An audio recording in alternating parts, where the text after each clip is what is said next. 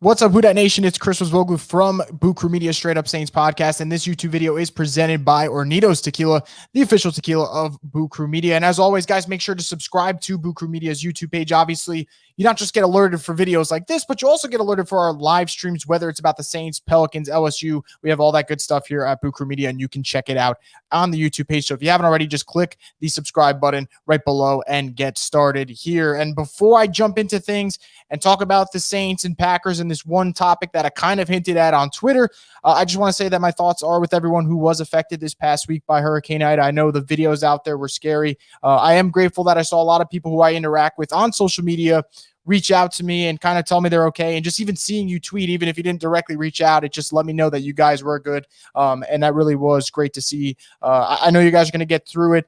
Everyone's going to bounce back. New Orleans is very strong. So my heart is with all you guys out there. And of course, because of Hurricane Ida, the Saints are not going to play their home opener at home in New Orleans. Instead, they're going to play in Jacksonville. And that's kind of the big discussion and one of the main talking points for this game. And another one is obviously going to be how the Saints offense, obviously now they have this new look with Jameis Winston, how they're going to appear. But for me, I think there's an underrated storyline that is not going to be talked about leading up to the game. And the only way it really will be talked about is if it actually transpires on the field in front of everyone and their eyes to see when you're watching that game on Fox on Sunday, September 12th. And that's Marcus Davenport. Yes, the same Marcus Davenport who I've criticized, the same Marcus Davenport who Saints fans to this day still call to first, and the same Marcus Davenport who always seems a second short or a game away from reaching his full potential. That guy. And I know some of you might have just rolled your eyes hearing that I just said Marcus Davenport could have a huge impact in week one, but I'm telling you what I think and how I'm calling it how I see it.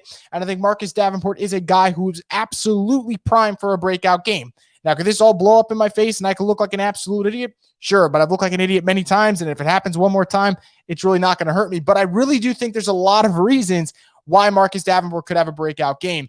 And I'm going to kind of go through them in just a bit. But before I do that, I just want to note that the reason I am so, I don't want to say confident, but I'm willing to put myself out there and say that I do think Marcus Davenport could have such a huge impact on this game is because we've been seeing the breadcrumbs. And if you're following the trail, this is showing that Marcus Davenport is primed for his best season. Now, I know that might not mean much to some Saints fans, but in a guy who just had his fifth-year option picked up and kind of needs to get things going to shed that bust label, it's absolutely important that he does so. So let's start off with the first reason that I think we could see Marcus Davenport play well, and that's all the reports out of training camp, whether it's Teron Armstead praising him or your favorite reporters like Nick Underhill or Mike Triplett just basically saying that he's having a breakout camp.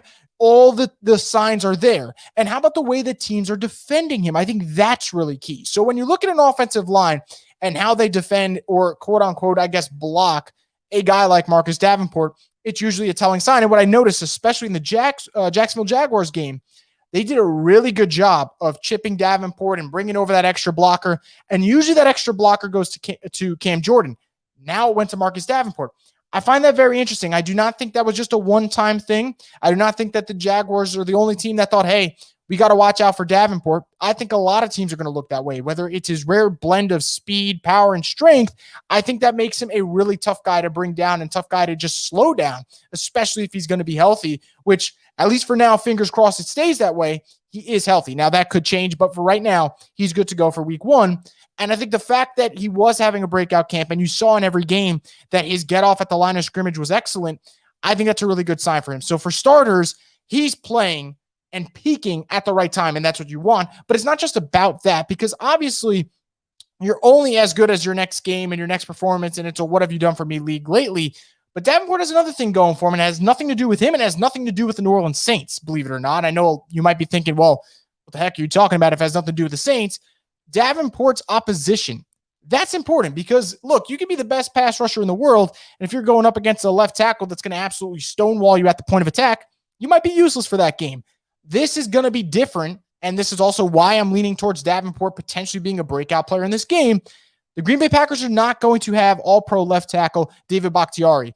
He's still on the physically unable to perform list because of a torn ACL he suffered in December. And as a result, he can't play in the first 6 games. And that is a really big thing because whether or not you like Bakhtiari, The reality is he's a damn good left tackle, two-time All-Pro, and one of the best in the business. And a lot of people do think he's handsy and gets away with a lot of holds because he plays for the Packers and he blocks for Aaron Rodgers. And you can have whatever theory you want. That's fine. But he is one of the best left tackles in all of football. He's not playing. Instead, Elton Jenkins is taking his place, and Elton Jenkins is a fine player, and he is a really good player, but he's naturally an offensive guard. So you're going up against someone, if you're Davenport, against someone who is not playing their natural position. That matters. It absolutely matters. So you take into account that Davenport's peaking and starting to live up to his potential, and then you say, oh, wow, he's not going up against David Bakhtiari, who, let's be real, whether it was him or Trey Hendrickson, just stonewalling dudes last year. And I know Davenport didn't get a play against the Packers, but Trey Hendrickson was pretty damn good last year, and there were moments where he had no chance of getting after Rodgers because of David Bakhtiari. So this is really important. I mean, David Bakhtiari's absence might be more important than Davenport playing well. Like, that's how good he is, and the Packers will miss him. Now, they might still win this game, but I'm telling you, they're going to miss their star left tackle out there. So those are two reasons for me off the bat that Davenport could have an impact in this game, or a bigger impact than people expect. But how about a third one? And this one I really didn't think would come into play, but now it did because of what's transpired over the last couple of days. The Saints playing in Jacksonville. Why does that matter? Look, the Saints not having crowd noise is a problem, and not being in the dome is going to hurt them. I totally understand that.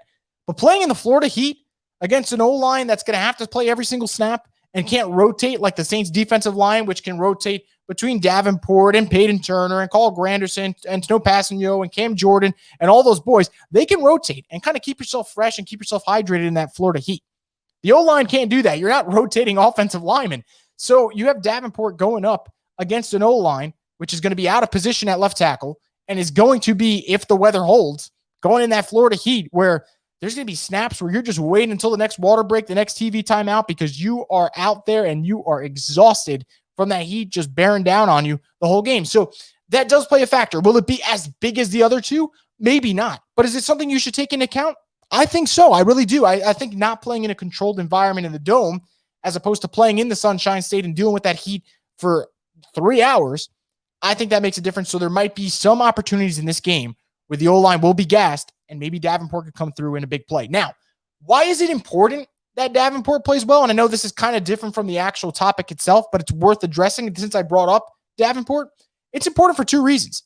For him on a personal level, he's got to play well this season, because I don't know how many more times me or any other person who does cover the Saints can sit there and come to bat and say, Davenport looked good today, or Davenport has the chance to look good this year. We can only do it too many times before people say, all right, stop saying it. It's just not going to happen. You're wasting your time. And a lot of us have felt like we've reached that point. And the only reason, again, I'm sticking my neck out at this point, is because you got to see what you got to trust your eyes are telling you. And my eyes were telling me that he is playing better than he's looked in before. And I think that's going to go a long way. Now, not only does he need to play better for himself to shed the bust label, earn maybe a big contract in a couple of years from now, the Saints need him, because if he does play well in week 1 against the Packers, that would go a huge, long way towards potentially winning and defeating the Packers in a game where, let's be real, no one's really giving the Saints a chance. And you can't tell me that I'm making that up. Everyone at NFL Network picked the Packers to win this game, and I don't blame them. I don't. But no one's really giving the Saints a chance. And if Davenport plays well and he makes Aaron Rodgers second guess about rolling left or just moving around the pocket, I think that is a really, really big deal for this game. So if Davenport could get pressure on Aaron Rodgers, that changes a lot. And we know that. We absolutely know that, because we saw last year just how deadly Rodgers can be when he does have time and he can pick apart the secondary. And we all have concerns about the secondary. Well, guess what?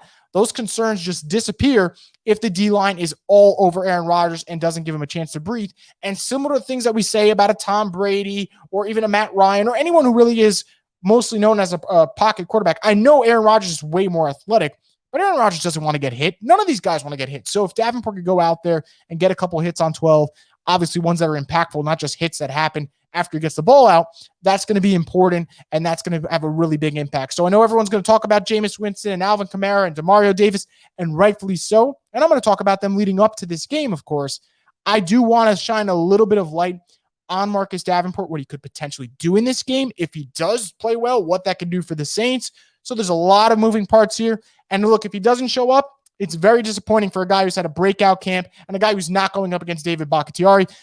That would be really, really frustrating. But we'll see what happens. I have a lot of confidence for at least this game that Davenport can show us a little glimpse of what the Saints saw and why they traded up to draft him. And again, no one's ever going to be happy about it. I totally understand it. But man, if he plays well, he gets after Aaron Rodgers, he makes a big player too. I'm sure Saints fans are going to welcome him with open arms. So I want to know what you guys think about this in the comment section below. Just let me know, 1, about the game, 2, if you think Marcus Davenport can make an impact, and 3, if you're sick of people talking about Marcus Davenport. I know some of you guys are going to be, but I really do think that he has a chance here to make a play and kind of have, I would say, his signature Saints moment. He hasn't really had one yet, other than laying out maybe Alex Smith on a Monday Night Football game. He really hasn't had it. So I think this is a chance for him. I'd love to see it happen. He's put in the work. Time to get rewarded for that work, and we'll see. So again, let me know your thoughts in the comment section. And like I said before, if you haven't already, subscribe to Boot Crew Media's YouTube page. That's going to do it for this particular episode, kind of talking about Marcus Davenport and what he could do. But stay tuned for more Saints content in the near future, because guess what? We're just a little over a week away from the season opener, as the Saints will play the Green Bay Packers on September